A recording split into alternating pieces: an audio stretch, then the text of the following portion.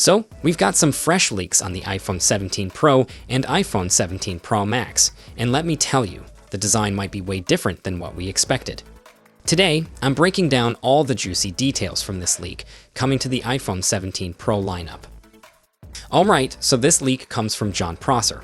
But here's the thing, Jon's saying that the renders floating around, like the ones you're seeing here, might actually be accurate. Now I've got some questions about this design. Like, why would Apple change things up this much from the iPhone 16 Pro?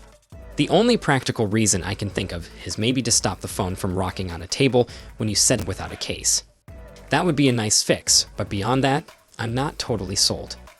And then we've got Mark Gurman jumping in, saying that this whole design leak is old news from January and not actually what we should expect.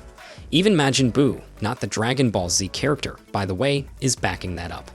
So now, we've got two solid sources saying this design isn't happening. So who do we believe? Well, both Jon and Mark have had some big wins in the leak world, but they've also had their fair share of misses. Just last week, Mark said Apple was dropping a new iPhone only for it to be delayed.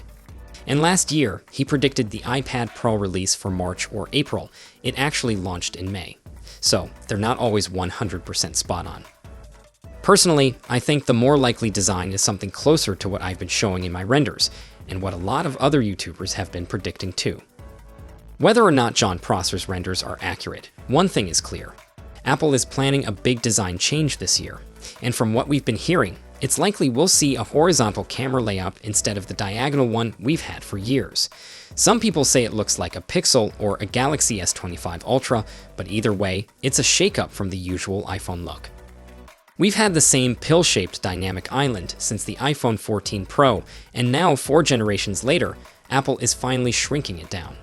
That means Face ID and front sensors will be more compact, freeing up more screen space. So do you believe Jon Prosser's leak? Or do you think Mark Gurman and Majin Buu are right and it's fake news? Let me know in the comments, and I'll see you all in the next one. Until then, take care.